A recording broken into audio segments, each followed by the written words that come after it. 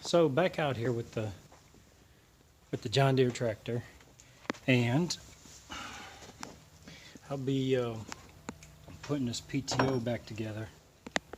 Now some of these they'll have a shim there. You see the silver surface right there. Some of them will have like a spring washer, like a thrust washer.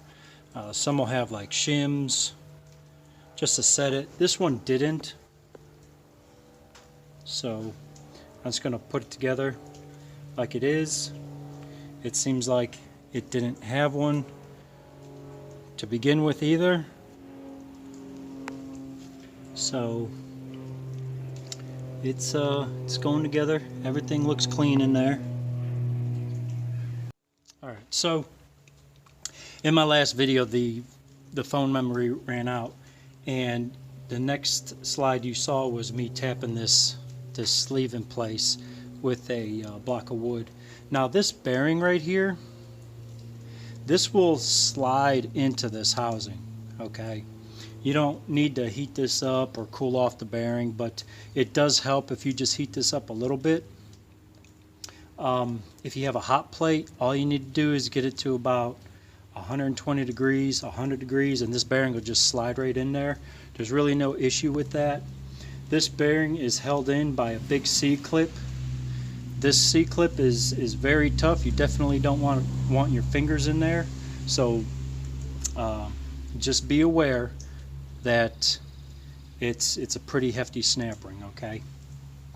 There's another snap ring right here. It is a wearable item, as this gets thrusted upon when the equipment is hooked up. And also there's another thrust surface. This clip right here, the spring clip, this is also a wearable item, so just keep that in mind when you're looking at the parts diagram. I'd definitely get this new and this one new. This big one, not so much. It's not really a wear item. So that's where we're at. I'm going to get the gear on.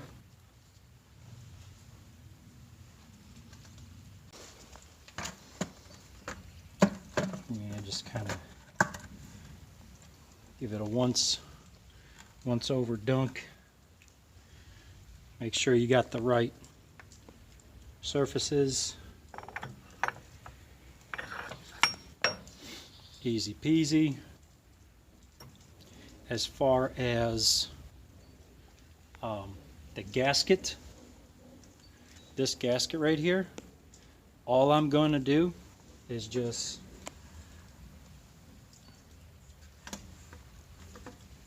dip it into fuel and place it on.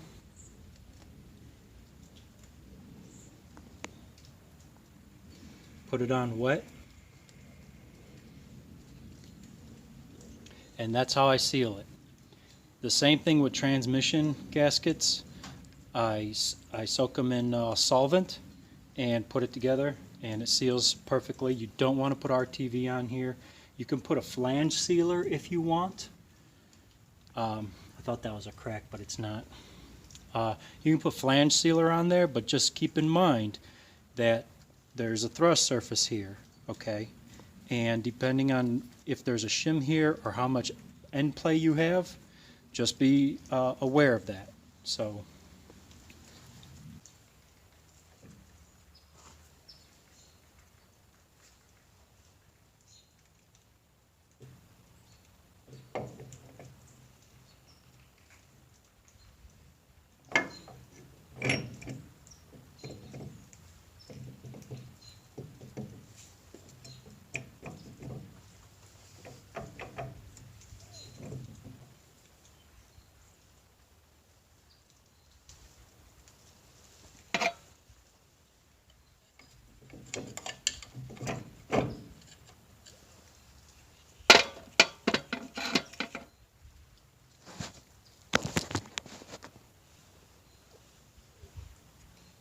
that's in.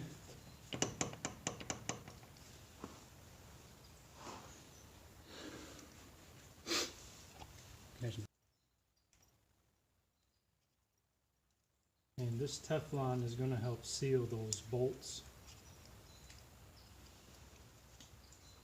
Even though it's a blind hole, I still like putting it on because, one, it's agricultural equipment. It's going to get dusty, and most likely it's going to get wet. And this will help protect the threads.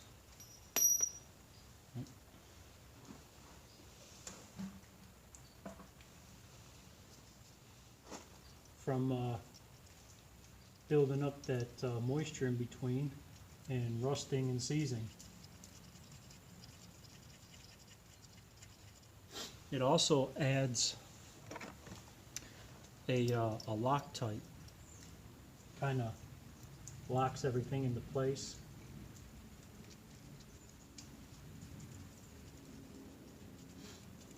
And as a side benefit, it doesn't mar the threads.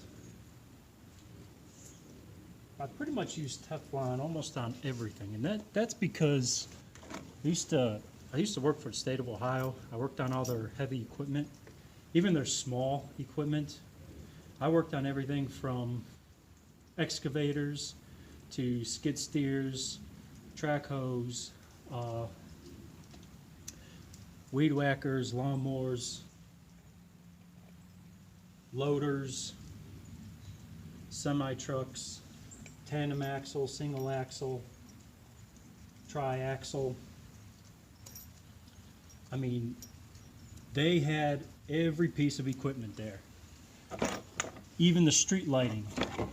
We had a snooper truck that we called it that because it actually had a big arm, and you would park on the side of a bridge, and that arm will reach up with a bucket, and a guy would sit in it, and it would reach underneath the bridge, and you can go all up underneath the bridge. And we used that on the Interbelt Bridge, and that bridge I think is like almost 200 feet tall. I think it's like 187 feet, maybe even 192 at the highest point or something like that.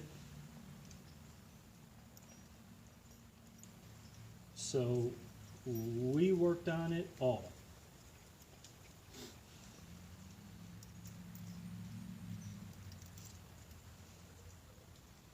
And in the winter time, because that was the state of Ohio, we used salt on the roads.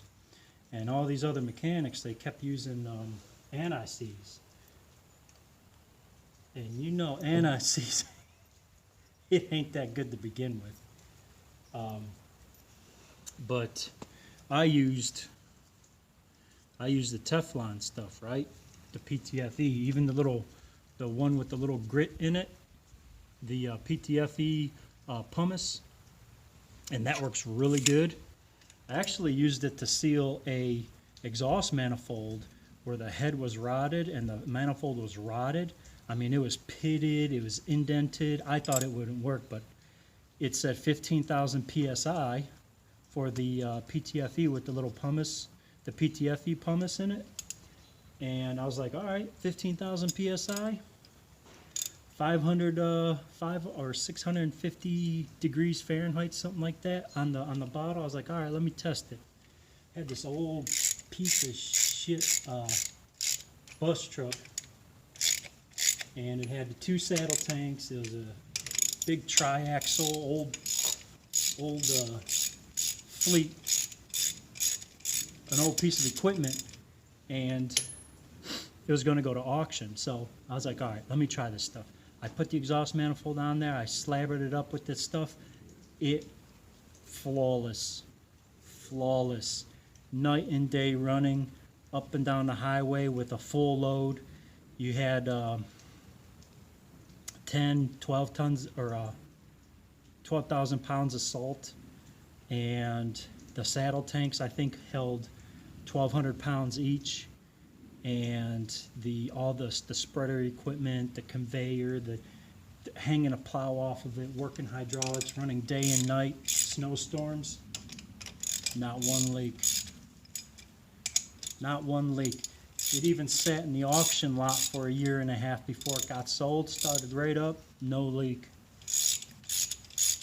So I was sold on thread sealer ever since. And the other mechanic, we have these drive shafts that go to the front balancer on the engine to run the PTO pump for the Penguin and Force America systems. And the drive shaft the bolts would just rot inside the crankshaft. And I use this stuff, the thread sealant, and mechanic's like, "What are you doing?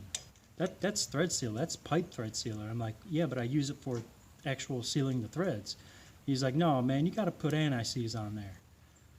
Well, about 3 months into it, it spun it overheated, and the belt got chewed up, the serpentine belt, and we had to take that off again. And I would work the night shift, and he would work the day shift, and we were on 12 on, 12 off. And I came in the next morning. He's like, "Hey, I just ordered a case of this stuff." And I'm like, "I thought you didn't like it." And he's like, "Yeah, but after taking those bolts out of the front drive shaft for the crank," he's like, "I'm sold on it. Anti-seize never worked that good." And that's it. I've been using this, and a lot of other mechanics followed suit with it, and it all worked out good. So even to this day, you know, I use it religiously. It's a good Loctite. It seals the threads. It prevents the marring. It prevents corrosion. I don't see a downfall. All those self-tapping or self-drilling screws, everything like that, even sheet metal bolts for the sheet metal plates in vehicles, how they have that fine thread with the pointy tip that just goes run into the metal. This stuff works. It seals it. It's good stuff. I use it all the time.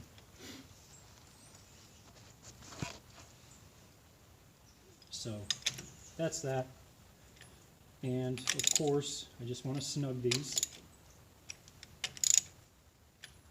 Let that gasket do its thing.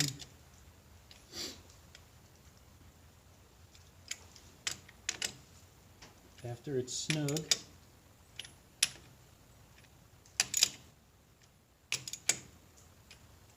just till it stops. You don't want to force it, okay?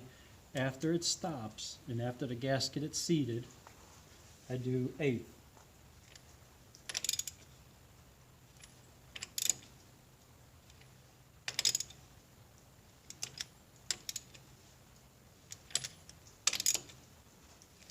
That's it. It's torqued, it's done, it'll seal. Now, this is done. I got to go to the store, get some oil for this, so I'll see you then.